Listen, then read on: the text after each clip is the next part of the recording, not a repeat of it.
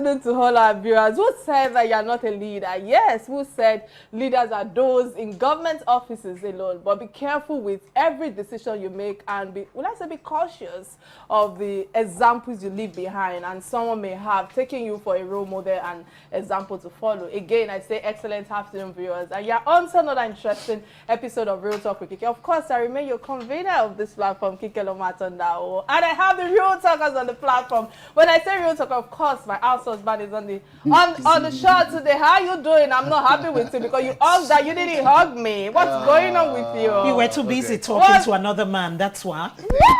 On live TV, so did you just say that? In fact, guys, viewers, I'm already thinking of how I'll start keeping some cockroach dreads, some tiny I thought dreads. I'll do that to you. Because that's what Moses is carrying, and I don't know what's it with the cockroach dreads he's carrying. You've been so close to Moses since he started carrying that dreads. That's another angle. I don't know why. Anyway, guys, welcome to the show. It's not about Moses, but it's about us. Kike Atanda-Owo, the RTWK show, myself, Marshall Anthony Onoye, and Auntie Efo is on the show. Hello, Marshall. Good to see you. Welcome. Hi. That's for Kike. Yes, sir. Hello, viewer. Good afternoon. Welcome to our lunch hour show. It's good to have you join us today. Let's have a robust conversation. I'm sure you will enjoy this particular episode. My name is Efo. Join us in this conversation. And let's keep the program going. Thank you. Guys. Kike will love you.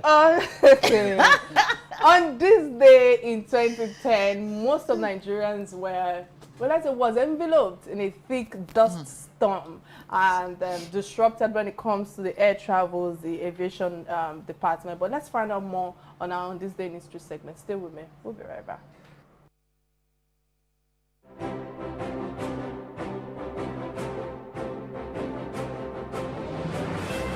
On this day in history, in 2010, most of Nigeria was shrouded in a thick dust storm, disrupting air travel and threatening to trigger respiratory problems. Experts said that the climate change may be responsible for the severity and abnormal timing of the storm. Normally, milder dust storms arrive between November and February when seasonal winds blow sand down from the Sahara Desert. The dust storm first hit the northern part before sweeping southwards at the weekend. The Nigerian Airspace Management Agency said it has cancelled flights due to poor visibility.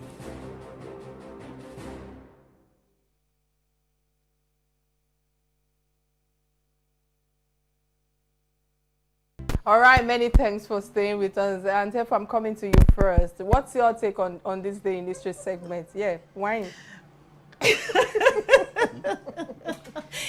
Well, it's a good thing history recorded that there was a storm, which I think is a dust storm, which I think is not unusual, owing to climate change.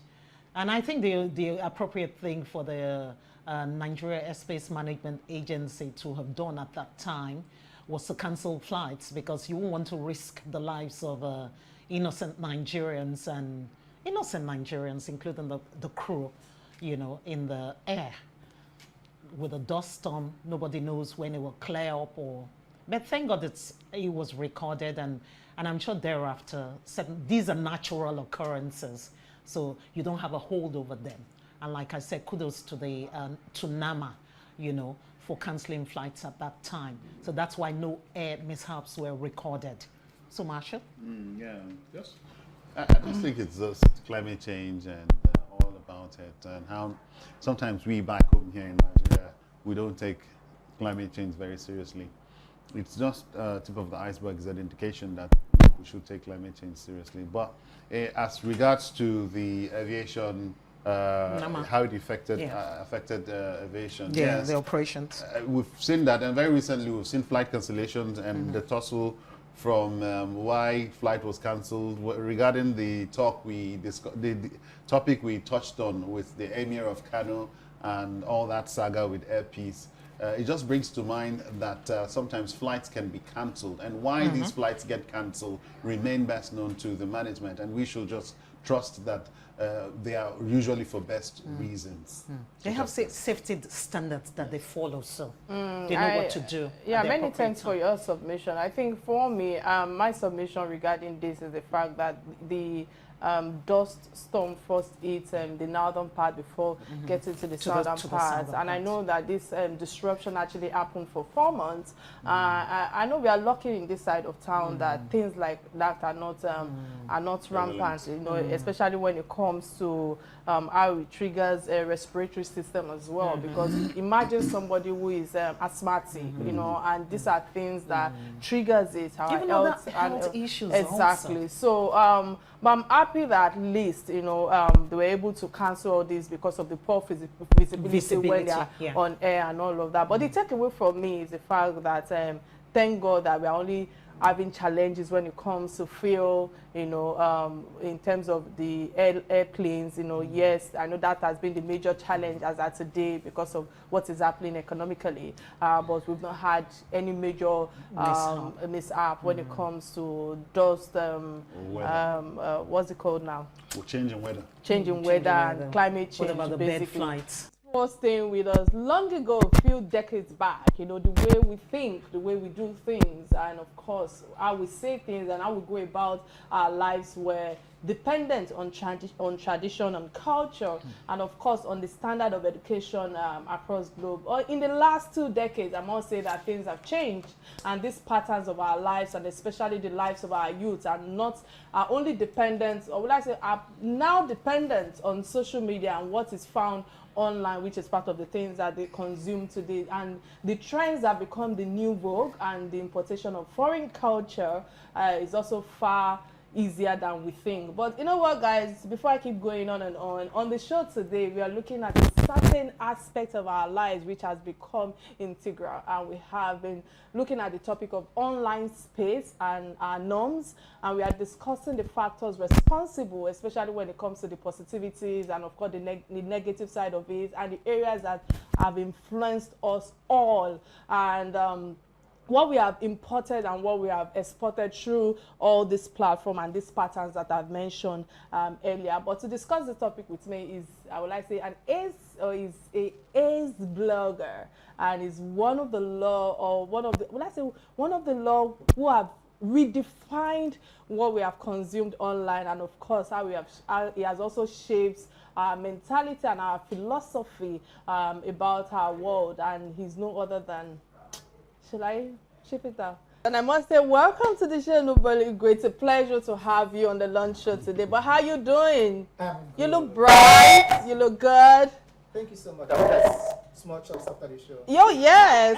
You can be rest assured of that. All right. So let's just go straight to the point, because I know that time is of the essence. And I would like to start from the question of you being an acclaimed blogger and a famous writer. And the reason why I'm saying that is that following you online and offline, of course, I don't know if we should bring our personal religious aspect to this show, but, you know, you have written content on your blog that I would say that I've had influence on people, and I must ask you, what's your own perspective about the online world, you know, social media today, and of course our norms? You know, before we came back on the show, you know, you were trying to, you know, pass a message regarding what Antefo mentioned and regarding trends. What's your take on this? So the thing is, well, thank you so much for the kind words. Thank you for so many things that you said, and thank you for being my church member, even though you're not supposed to say that on the show. But it's very important to me. Yeah. So the thing is, like everything, they said that the only thing that is constant is change. And because of change, the norms sometimes will have to like change or sort of like adapt to everything that is happening. And for that to happen, it means that certain things will come, certain things will go, certain things will have to change, you know. So let me give an example where back in the day when I was growing up, it was supposed to be the younger person that says good morning to the older person. But I just realized that I kind of feel like it's also okay for the person who sees the other person first to be the person that will say good morning. And these are, I see them as norms. But the thing is, it will change. You know, the kids are a lot more exposed to different things that a lot more your older people were not exposed to. And I also have this conversation in different ways where I ask people, do you think that you respected your parents, do you think you were just scared of your parents? Because those are two different things. So do people have a platform where, or relationship with their folks where they could tell them how they feel? Or did they were just so scared to share their opinion about life? Sure. And I also think that everybody has got a mind. So if they have a mind, then they should be able to be heard. So some of these things might not appeal to what we see as norms, but some of the norms or the things that we used to know have changed over time. And that is something we have to recognize. Many thanks for that submission. Well, I'd like to take a question from the National Assembly saga on social media bill. On a very large scale, the freedom of information. Because when the bill to control or to stem the social media came about, there was so much ado or so much talk about freedom of information. And when you're talking about freedom of information, you cannot divorce that from social media, because that has been hugely the platform where people have come to know as their central expression, means of central expression. So as a blogger, as someone who finds that field or that platform as a major means of expression, how did all of that saga meet you? So I have to take this question from two angles. The first angle is like, are the House of Assembly members, are they coming from the fact where the elders are supposed to be the only one talking to the other set of people, where there shouldn't be a feedback channel? So is trying to ban social media from the angle of, how can they have such guts to talk to us or tell us what to do? Or from the point of trying to verify that every information put out there is verified. So that's the two ways how to look at it, to be sure where they're coming from. Because we're in a country where it feels like the older persons think they should be the only one listened to. They should be the only one heard. They should be the only one giving all the instructions. They don't think the younger person have anything to contribute. Then on the other side of blogging, I feel like the internet, alongside the microwave and sliced bread, are one of the greatest inventions of humankind. And for bloggers, we have been able to tell the positive stories of Nigeria. So I don't think it makes sense to try to cipher that because people are talking a lot in your own way. But I also think it's important that people sort of verify news before they say it. And I can go this in different directions where it feels like, for instance, there are two cases of, let's say, rape, for instance. More women get raped by men. But you also know that when a man says, I've been raped, a lot of people are going to raise their eyebrows. I'm like, are you sure? That it's quicker for us to believe a woman. Do you know what I'm saying? So in also everything that it is that we do, people should try and verify every information. So that's aside. As bloggers, as people, as a human being, there should be freedom of speech. There should be freedom of expression. But to a large extent, people should also be able to defend any expression or any speech to a different level. And also good for you to verify before you say anything. So it's easier for you to tweet. And sometimes deleting a tweet does not mean that you deleted what you've said. It means that other people have read it, other people have retweeted it, other people have shared it on different platforms they cannot control. So those are the things we're trying to, and also for a country like ours, where religion is also like a big deal. So the Christians and the Muslims and the different religions are also have this tension going. So it's easier for me to go to Eastern Nigeria and say something, or for me to say the same thing in Jos, just because I don't know how they will react. It's also easier for a northerner to go to Jos to say something, for them to go to Aba, for instance, to say something, because they don't know how they will react. Do you understand? So those tensions also stay in place. So it's easy for you to ignite a nation on social media, on a blog, to start a proper war if you do not fine-tune what you're saying. Okay. For me, I have thank you for coming on the program again. I have a young adult at home, and I had to rub minds with her. How old is she? Because she's 26. Okay. You know, because you have to know where they're coming from. Yes. And she had this particular question. I'll read it out to you. She said, can social media truly be a place to get some inspiration for hobbies instead of just feeling a need to compete with strangers who you don't know their journeys? So there are two ways, and I have to also be sincere. Social media can be anything that you want it to be. Social media timeline can be tailored to give you what it is that you want to return. Do you understand what I'm saying? So anything that sort of make you angry, anything that you don't want to hear, you can create your timeline to give you the news. Well, you can decide who you want to follow. So Kike has got a child, right? Yes. You've got a daughter, right? I've got a daughter, right? So it means that if I want to hear about people who are parenting, I will follow the likes of you. But if I follow people who are also saying the things that I don't want to hear, then that means I'm making my timeline the time bomb that I want it to be. You can see the information you want to get. You can create the timeline. And social media can not only be for hobbies. And I'll also be clear with you. I grew up in Aba. I grew up in a very eastern town where the man is supposed to be the head of the house. I moved to Lagos. But social media has also helped me change my outlook to life. A lot of things, a lot of information nobody would have taught me in school or in church. I've been able to learn by myself. I've been able to learn how to relate with people better because I've seen people say different things on social media. I will take what is important. I will leave what is not important. You know, people can say to you, oh, when you go home, don't wash your husband's boxers. That's up to you. If you go home and your husband helps you to do the dishes, help you to put the kids in bed, and the boxers are the small thing you can wash, go ahead and wash it with all your heart. You cannot let people that you meet on the internet, strangers, dictate how you have to live your life. It's up to you. You decide what is good for you, what has worked for you, what has given you joy, and what has made you stay fulfilled. But seriously, wives getting to wash their husband's boxes, is it a thing?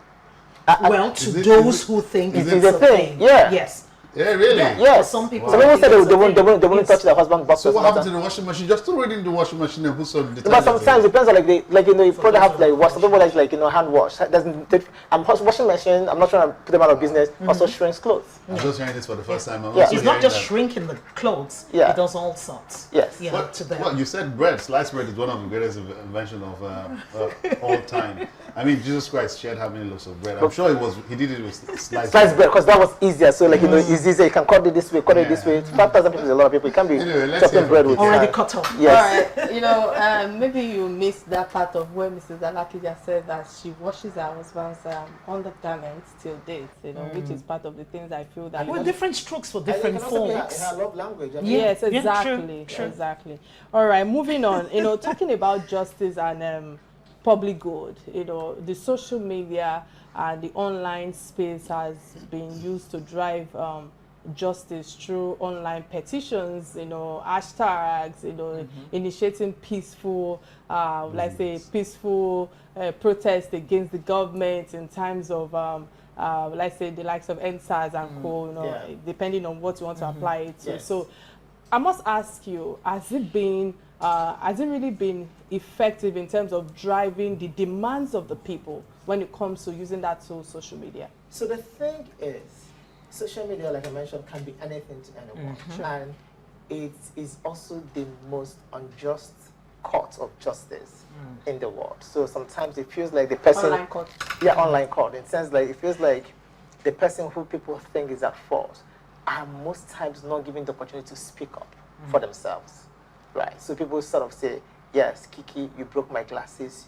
You're a very terrible person. I don't want to deal with you again. And that person says, Kike is a bad person. And Kike will say, can I speak? No, you can't speak your mind. There's nothing you have to say. The minds are made up already. Mine are made up already. So that happens. So I sort of feel like we may also have to take a sit back where we also allow people to speak, to defend, if necessary. But if you live in Nigeria long enough, and you've been alive long enough, you also know that social media is like rainfall. It takes just a couple of days and everybody moves back to normal. It just dies down. down. Things are too hard. This is how much, and people can be like, oh my God, Kike, this is what you did. But people still go back to the normal life. But I also think that in a developed nation, or in a developing nation in Nigeria, that both parties, government should need to speak more on what they're doing. The government needs to engage more. The government may not necessarily engage individual, but the government should come up with, like, non-bad, piece on the things that are doing. So if the governor is building a road or anything, it's also okay for you to come and see this is the impact that we're making in this society. This is what we do. So that way, people who have sense will always be able to look from this side and look at this side and deduce what they want to deduce. But the thing, like, if one side is always the person speaking, that's also big. Also, if you notice on social media, the people that seems to have the most negative comments seems to have the biggest engagement. And some people always want to stand on that side of the wall. So, I'm from Anambra State. In Southern East, we have one of the best roads. So regardless of what you're telling me about the South, I remember that some of the governors have worked. And if I'm talking, I'll give them the credit. The Buhari administration, a lot of people feel that they haven't delivered on so many things, but also that they've delivered on some of the infrastructure, the rail. It might not be where you ought to be with the developing world, but I'll also be able to, as an adult, to say, listen, we might not be getting all that we want from this government, but also see what they're doing. So that is what social media should be. people should be able to speak their truth, but also be able to confirm their facts. I know this is not a political point, but yeah, I have to say that. Fantastic. I think talking about Anambra, I wish that I can go into what's transpired during inauguration of Governor Soludo, but you know, all the basketballs and the like. All right, glad to know you're still with us. In case you just joined the show, today's conversation is about the online space and of course the norms, and I mean the practice and the culture of our people. And we have been talking to an interesting guest, let me put it like that, about and that's Noble Igwe, and many thanks for all you've shared thus far. But before we go on, let me quickly open our phone lines. Remember, you can be part of this conversation by calling our studio number 080-988-77-400. It's showing on your screen right now. And of course, we're streaming live on YouTube page, on Real Talk with Kike, and on Silverbird platform, on Facebook and on YouTube. Oh yes. So guys, there are a lot happening when we go on a break, but you know, before I dive into one of the banters that went on, I think I would like to ask you, when it comes to the aspect of our social lives, like marriage, you know, relationships, you know, divorce, I know that are now being validated, so to speak, when it comes to people judging online or being judged online, and we have countless of cases in recent times. And I must ask you, do you think, or should people, you know, continue to seek validation and judgment, will I say judgmental opinions on online? What's your take on it thus far? So I don't think people should, like I mentioned before, I don't think people should get validation from strangers. But sometimes it seems as if we need the validation of, let me say, the likes of Noble. Yes. To put a sound on the topic at hand, or what is trending, before somebody can feel that, okay, because it's okay Marshall has spoken about it, that is fine by me. But it's also okay, and I feel that some of the challenges we're facing it's okay for you to ask your question by proxy. It's okay for you to have your friend ask particular thing that you're going through, so that way the backlash does not come to you. Let me give an example. Someone put out a conversation yesterday that she was having with her mom, where it felt like her mom went out with her sneakers and didn't bring it back. You know, she had a message where she was shouting and the rest of them. You know, so maybe it's the Igbo in me, but I tried to look at that message from a different angle, and it didn't really appeal to me. Not because it was her mom, but I didn't think we needed to know that. I didn't think we needed to be privy to that information. I didn't know what she intended to get from it. And I also hope that she got what she wanted to go. But I think respect is reciprocal, right? So parents should respect their kids, kids should respect their parents.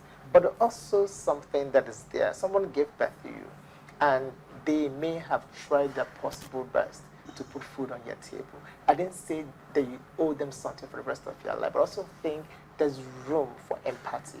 Your mother wouldn't necessarily take your sneakers to go out and give it away just because she wanted to be Mother Christmas. There has to be a reason. So you need to also listen to that. You can't be saying, oh, you disrespect me in this. That's why when I was moving out of the house, there was a lot of information that we didn't need to know. So the same thing applies to marriage, right?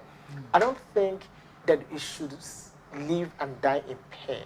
But also think there's a reason why people should be able to build communities of trusted people. It does not necessarily have to be friends. It has to be family. It could be friends. People that you think that will look you in the face and tell you the truth. It's always easier for you to get the truth from people who respect you and respect you, so they can tell you how it is. So for families, it's always longer. I may be married to you, and you do something wrong with me. If I tell my family, even when I move on from what you've done to me, they may not be able to forgive you. So do you understand? So you need to find a community of people who respect you, who will give you a feedback that is required, and who will be truthful to you. When you are doing the wrong thing, they say, Kike, to be honest, everything you've done all these years, I like it, but you know this one, you didn't try. Well. Do you understand what I'm saying? But when you come on social media, sometimes what people are telling you may be what you want to hear. There will be very few people who will tell you the truth. You might not even be able to see the people that will tell you. The people that have the big numbers may say something that you want to hear, which may not be the actual truth, which may be different from what they would do if the same thing happens to them. Companionship is great. People want to live with people who will treat them with utmost respect. So it's important that you find someone who will treat you that way. So that's the reason why I feel like a lot of marriages are failing. A lot of people are happy being single than being together in a union. But the truth is this. You may sometimes be married someone who you never grew up with, who you met in your 20s. So you guys have lived for 20 years without knowing each other. So it may take another 20 to actually be able to come to a compromise, to say, this is what this person does not like, this is what the person likes. But sometimes, they say the 5 years of marriage is the hardest. I'm more than 5 years, maybe I'm past my hardest points.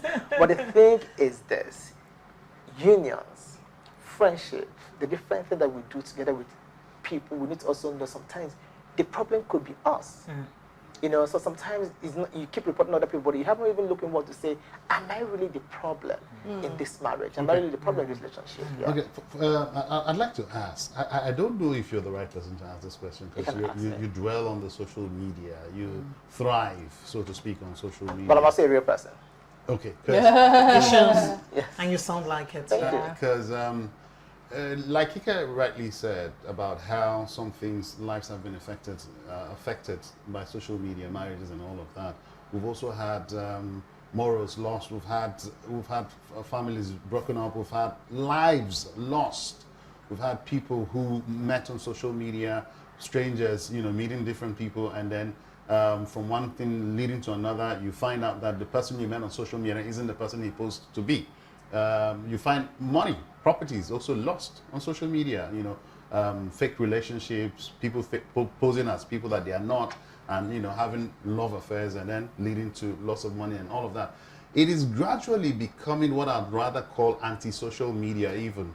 You find spouses, Kike and I, in the same house, husband and wife, and instead of us interacting and socializing together, we spend 5 hours on our phone, maybe browsing through Noble's blog or something. So for me, in places like China, Philippines, in some other countries, you find high level of social media regulation. What kind of regulations would you expect that we should have, and not have a 6-year-old girl going through social media and watching porn, and not have me defrauded by someone who's posing to be my girlfriend on social media? So I'm going to give you 3 different answers. One of them may make sense, one of them might not make sense. But if you take social media out and put church, the first reason can be the same. You can meet someone in church who will be fake. You can meet somebody in church who will defraud you. You can meet somebody in church who is posing as the person they are not. So social media may not actually be the problem. The problem is the people. No. For the problems we've already seen, as far as social media goes, that I'm trying to say, what regulations would you prescribe? There's no regulation per se. So a 6-year-old on social media is also a failure on the guardian, not even on the child. Most social media pages have to make you confirm that you are 18 and above to register. Okay, so a 6-year-old should not be on social media. So the social media is either on the parent or on the guardian, or on the elderly person who is supposed to look after this child, or have given this child the phone to use, not monitoring them. Do you understand? So that has to be taken out of it. The regulations and all the rest of them we're talking about has to be done in such a way that you remember that everything that you're doing, you have to know that laws. But also, I know, are we about to go on a break? No, we have a call on the line. Okay. Many thanks for calling. What's your name and where you're calling from, please? Are you there? Please go straight to the point. My opinion on social media issue is that the social media is good in the meta platform. Apologies. I have to let that go. Apologies. We're having some technical issues. Okay. So like I also say, for couples, for every single person, see, the world is changing. And I'm sorry, but that's the reality of things. You know, things have really moved on. So some things that you enjoy doing, you have to be intentional about them. You have to say, you know what, in this house, after dinner, we'll put down our phones for 2 hours and we'll watch TV and we'll banter. But it has to be intentional, because if we leave people, it has become part of our lifestyle. The social media. So either we're looking for news, we're looking for every single thing before the newspaper prints it the next day. We're already on social media. So there's a good that comes with it. If any bridge is burning, you're already seeing it on social media. If there's a traffic anywhere, we're already do you know what I'm saying? If there's a mango costume to wear, you already see it on Kike. You will see it on Double Exactly. How to say it's white sneakers on native, you know, that's the... You're the only one who saw that. So, like, you know, so because of that, social media have come to stay. But we need to now save our relationship. We need to save our interaction. Just like when you take tablets from kids, so they can play in the sun. The same way is how you have to take phones from adults so they can interact with one another. But people need to come together to do the things that they like. People need to do. I think the intentionality is very important, because if no one says stop, let's do this, we'll continue to press our force. So someone has to be like, listen, we need to do this together. All right, we have a caller on the line. Again, many thanks for calling, SMA. What's your contribution on the topic at hand? Only area a common man can give an input is only at the social media, because there is nobody who is not elected to a certain position in Nigeria can go to House of Representatives or any level to go and speak. So the only thing you have to do is to send information through social media. But the problem is Nigeria doesn't sit down to observe those opinions, or there ought to be a program which Nigeria always listen to the masses based on what the people will speak out. Because the government is far from the people. Though they are still in government, they can't have the reality of the people they are governing. So whosoever gives them information, they are okay. But when the masses speaks to them, they speak their mind. They speak the reality.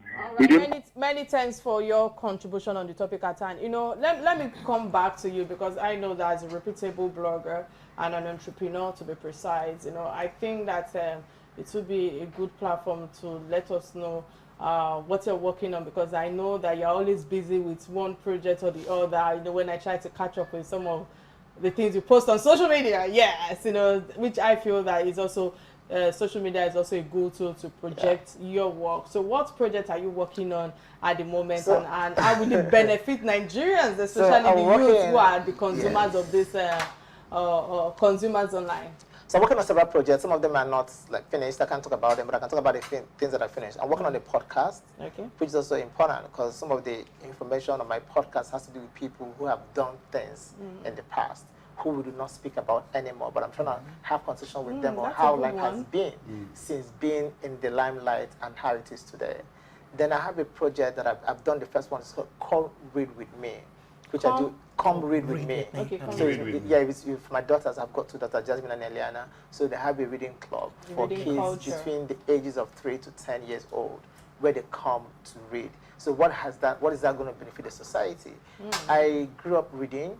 I know my kids read, but also spend a lot of time on that tablet. So what I'm trying to do is to teach them the habit of reading. And if I can get them to read in the community of friends that they hang out with, and if they grow with that culture, they can continue to read. I'm clapping because I know that the reading culture in our country is pretty bad. Yes, so hearing that from you, I feel that that's a very good positivity for the youth. I grew up in Aba. I grew up in a market city where people didn't think that I didn't know I could write.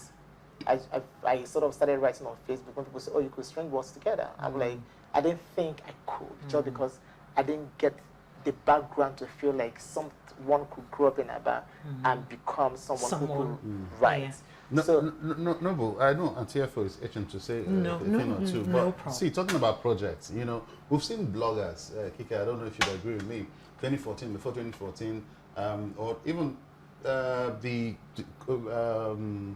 handover, would I say, from military dispensation to the civil Obasanjo regime. We saw how bloggers, you know, and social media frenzy guys took to social media to hammer. And we saw how politicians as well took advantage of these guys, people like this, to you know, push their campaigns. Noble is an entrepreneur, and he's also a social media blogger, or you know, 2023 is around the corner. You just the other day was talking about how Kanu Wako came out endorsing Tinubu. And how look at it was on the news. The ex-footballers. Yes, ex-footballers. It was on social media. Now, Noble, where I'm heading is 2023 around the corner. Tell us, you know, how you go take hammer? Which news you go carry? Which party you go push? Which one is already hobnobbing you? So it's a very tricky question. Yes, it is. But I can tell you something. I can tell you something. I have been in Nigeria for so long, but there's never been a time that people have asked for people to get voters card more than this year. True. Not in this lifetime. True. So there's something that is about to happen. There's a change that's coming. I'm not sure if it's going to happen with this coming election, but a change is definitely coming. The call-out habits may seem bad, but in some angles it's good. Right now, if you associate with a politician, people will be on your case.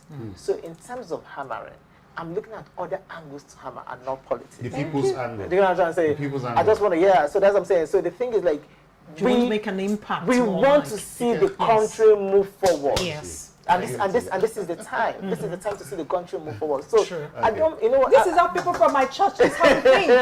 I don't want to sit back We here think and about impacting the people. I don't want to sit Not back that we here. want to run down, we want to blow down. Yeah. Not that the Okay. political parties. One house, What you said Kike. about Atanda-Owo and the rest of them, it could be easy for me to sit here and like not bash them. But you know, I have to also be realistic. And also, let me be truthful to you. Diesel is going for about 600 something. Some of the people that you mentioned played football a long time ago. Some of them, like Nigerians, may not have invested in something that's going to give them money. So I'm not trying to say they were paid. I'm not trying to say they weren't paid. But what I'm saying to you, like, hunger could be a motivation for someone to do something you may not necessarily Shore has said be it. happy. My brother with. said it. Do you understand what I'm saying? So sometimes, Saying you that know, Belen Hunger is a didn't bastard, he said. yes, Bastard. it's like, and sometimes you won't be able to, you can say, what this person is doing, but listen, this person, you only heard about this person last week, and they've been there. So let me ask you, when last time you heard about Taribo West? As an icon, In ages. as a footballer, that turned up being a pastor. That's why we're looking forward to what you're doing. So, Yeah. Okay. Noble, I'd like to say we're our own problems. Yes. I don't know what your take will be on this. Because I think Nigerians have become a people that want to be entertained. You know, largely because of the Wahala too much. challenges we're currently facing. You know, I take an exception to people bringing on their personal lives to the social media. Yeah. Because you give people something to talk about. Yes. So whether they say what is right or what is wrong, I think that's their turf. Yes. So I think our norms, our values have been eroded, you know. And I want to find out from you, at least knowing the background you're coming from, how can we begin to rebuild this? We're talking about reorientation now in our children. I know it starts from each person's home. Yes, I want to say like every English we speak on this table Yes. about norms, about Yes. values, Yes. start from the home. From the home. I Once agree. the home has failed, Yes. society cannot train your child. We need to be able to train our children in our Yes. home. Families, extended. I grew up in an area where my cousin can scold me if I do something wrong. I'm living in an area where they say nobody can touch my child. So you have to decide how you want it to be. Do you want people to be able to correct their child when they err? Or do you want you to be the only one who can tell your child what their child has got to do? But the thing that's also important is that we need to live the lifestyle that we want young people to live. Yeah. Let me take for example, if you're driving in a car and you drink a bottle of water and you roll down your window and you throw it on the street, then you go on the internet to complain about the government. You are the government. That's Who why I is said going we to are pick up own the problems. who is going to do this? Yeah. Nigeria is the big. You see, when people like us sit on this table to complain until one person that's close to us enters the government, they will become okay. Do you understand? Yeah. So people complain and say, oh, the way the country is going, True. then some other person becomes, like, oh, okay, yeah, it's going that way, but all right. Hypocrisy. All right, I know we're running out of time, and those who are always running commentary in my ears cannot do that today because I do not have the earphone. All right, you know, this is the Women's Month, and I must say that quite a number of people have called me out to say that why do you keep saying that it's a lip service when people say women support women, and I really stand by it, and I'm one of those who think or thinks that the women supporting women is hypocrisy, and I can back it up with series of examples. And I've seen that in many cases, and in most cases about a woman that actually brings down the downfall of another woman. And however, still talking about this online or blogging, and we have an expert like you on the platform, I would like to ask you to throw some light on this issue of trend that people create when it comes to business-oriented people, especially when it comes to their personal lives, where they want to kind of tag it as negativity. You know, what do I mean by that? Let me give you an example. Yes, please. We can see Nancy Okay, Isime, Nancy you know, Isime. doing well. As far as I'm concerned, I stand to be corrected. I'm talking about what I see on social media and the work that she has put in terms of her craft. And I feel that she's doing well. And based on that, you know, I feel that there are some rumors that came up recently and people were ready to ruin her career. And that is something sometimes I really cannot relate to when it comes to What kind of how rumor? people try to forget all the good things that you've been doing, and that one thing they throw you under the bus. So the question is, why do people abandon the good works of people Focus on and the negative. feed on the negative news? I want you to throw light on this using this example that I've just given you. Okay, so I kind of feel like there are two ways to look at this. Okay. First, You always have there's two ways to yes, Yeah. because that's how life is. There's not a simplify balance. it.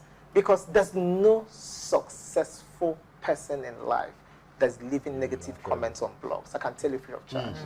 Nobody who has anything meaningful doing is going to go on the blog to say, oh, this person is leaving. Like, nobody, don't have that kind of time. So if you realize that, have that at the back of your mind, just realize that some people are unhappy with your success. True. And sometimes we focus so much on the people who are unhappy with us, that we don't even notice people who are praising what we're doing. So do you understand? So for Nancy, any allegation they have, until the person that is directly affected comes out to say, yes, this person is doing this with my partner or whatnot, then it's all rumors. And we should treat it as rumors, and we shouldn't pay attention to that. We should just leave it going. As long as she continues to do the work and she's satisfied in her work, and her work brings joys to our homes, that's what she will hold on. Then women supporting women.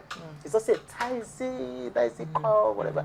The only thing I can say is that for women to support women, and they're doing great, and that is interesting. But I also would like for women to support the house helps that they picked and put in their home. Oh my goodness. Oh my goodness. Because they are women too. That is so women are true. not True. only Yes. women when they're successful. If you bring your house help from the village, from any community, treat her as a fellow woman who will continue to Even make as sure a member that they of your stand that family. Oh my That's God, where it oh starts. God, I'm so happy that So- you're able to join us today. I Thank know you that so we've run much. out of time, and many thanks to the technical director and having access to me today. And I must say, before we let you go, there's a last segment of the show we will call Trending Stories. What's Stories trending? that bind us together, interesting stories, you know, that keeps us together as Nigerians. And the first trending story that caught our attention is that of the rejection and the occultic protest, you know, in Ile-Ife that took place when they appointed the new University. OAU vice chancellor, you know. And therefore, let me come to you for what's your take on this? I think it's absurd. I think we've decided to throw away meritocracy and just bring in mediocrity, as far as I'm concerned. You know, because if a man is qualified to be a vice chancellor, so be it. Why not?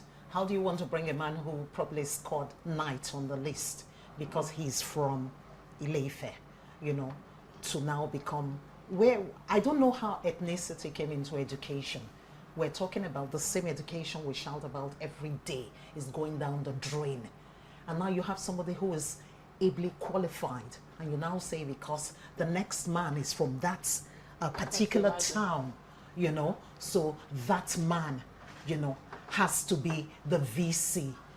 And I dare say that the Oni of Ife did not do well with his own comment, saying that people have a right to protest. He's supposed to be the father of the people.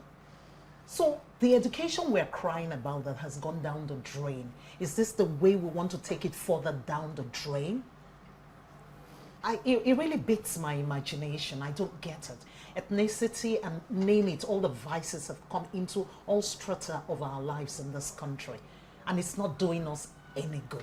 All right, before I come to the men, let me just follow suit with your submission, because this was exactly what was treated on my radio show yesterday, and I got a lot of feedback from the listeners, and I must say that it was noted that out of 19 other applicants who vied for this post, you know, Professor Bamiri had 84.6% votes to defeat others that made him emerge as the 12th Vice Chancellor of the university. And this appointment of him as the vice chancellor, as far as I'm concerned. That university is based on academics and it's based on administrative merits, and that I feel that is mixed with good character, because you know, on this platform I really emphasize on the power of character a lot. And however, the throes of character for me, as far as I'm concerned, is the fact that academics, administrative excellence, and of course the presence. And when I say presence, I mean the progression and the development that one should bring to an institution like University of Ile-Ife, or OAU rather, you know. And let's not forget that university is a shelter of excellence and for an laboratory of intellect as well. And I feel that the larger society at least should understand the condemnation of the attitude of those who are protesting, that is the indigenous people of the Ile-Ife. But subsequently, I just feel that the presence, or the protest rather, you know, is against the appointment of the fellow Yoruba man, without minding the nexus of between the Ile-Ife people and the Yoruba land, which is, as far as I'm concerned, both are primitive and of course divisive as well. But what if the vice chancellor were from up north? Is a question that came to mind yesterday, or from the east. You know, I'm sure that the war would have, you know, erupted badly, and what we are talking about is not what we're talking about today when it comes to disunity being at the peak of the game. However, you mentioned Oni of Ife, you know, and I want to also touch on the fact that Governor Akeredolu, that's Governor Oyetola, you know, and His Royal Majesty Oni of Ife as well, which I feel that they intervened on the issue. Yes, people had divided opinion when it comes to their take on the issue, but the fact that the Ife people did not just desist from what was going on. I think that a stronger measures and action should have been taken before chaos actually took over in terms of in the academic institution. And I feel that some of the challenges that we are facing today is the fact that the lives of our leaders, those who are in the corridor of power, do not act swiftly when things like this happen, and they get to a place where things have become pretty bad before they now start putting in their own voices. But before we go quickly, what's your take on this story? So what my take is that nothing new happened. Oh God. Yeah, what I mean, like nothing new happened. The only reason you're talking about it is social media. Because these are the things that have been happening all the while. So they think like there was no social media to project these things that we see now. For as long as we continue to be a country of state of origin, these sort of things will continue to happen. Sure. So we will put place of birth and whatever people come from over academic excellence and different other qualifications. Sure. My take is this: let the appointed person assume office. Thank and you. it's as simple as Thank that. you very much on that. Masha might not be able to come to you, but I'll come to in the second trending story. The second trending story that caught our attention is that of the Plateau State governor that approved 73 million for himself and his wife and his aides to travel to Dubai. Quickly, Masha, let me start with you. What's your take on this? Well, we've seen what happened to Willie Obiano as he just left office, with the EFCC coming after him on misappropriation of funds. As it stands, he is a man who has so much immunity, and we do know that whether the EFCC, ICPC, or the organizations against graft, we know that they are penning and they are watching and penning down these things, and we do hope that at the appropriate time they would act. For Nigerians to react, it's natural. We are already reacting on social media, like Noble also has reiterated. We are reacting to government's attitude and their disposition to the office that we've given them to manage. It is outrightly wrong.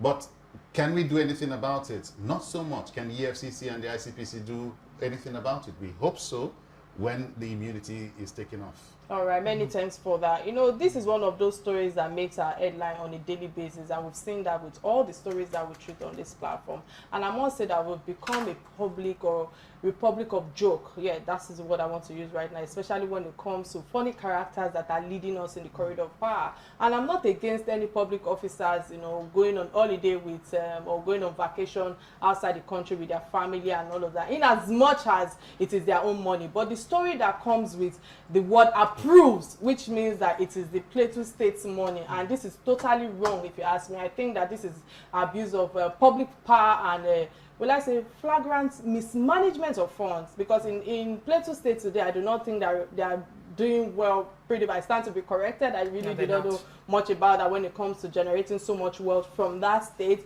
But are all Plateau State people self-sufficient people with no need of improving their lives? Was what came to mind when their own governor can come to say that, okay, you know what, I want to approve so. What are the infrastructure in that state? Is it improved and all of that? This is another, you know, as far as I'm concerned, description for misplacement of priorities, and I feel that the wastage in our tourism by the so-called leaders is uncalled for. If they want to relax or enjoy themselves, they should go with their funds and can do anything they like. But I think that there should be laws and policies that would force our leaders to do certain things and also stay in this country, Nigeria, because I feel that, you know, part of the challenges we are facing when it comes to the tourism part of our country is the fact that we are not ready to put in the work or to develop infrastructures that were needed. For someone like me, I've not traveled out of this country in 2 years. I take that back. In December, I went somewhere in December, but you know what I mean? That is without Marshall. Don't let me talk. I don't know. No, thank you, Jerry, for coming. We're already out of time. We know we have not to talk on the Justin. We'd like to say a very big thank you for coming. Thank you so much for having me. Thank you so much. Social media? What's your blog? Is starbytay.com, treeseasonlove.com. If the governor of Plateau State is listening, my shoe size is 42. Just buy one from me from Dubai.